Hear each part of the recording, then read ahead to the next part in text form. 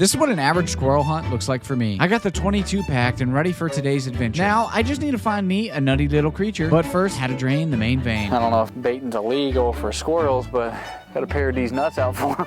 First location, I hadn't even seen a squirrel, but I did see an opossum. Possums are actually really good creatures. They really are. I could absolutely obliterate that thing. Second stop was by a deer feeder that I had out. And well, I didn't find a squirrel, but I did find... Looky, look, right here.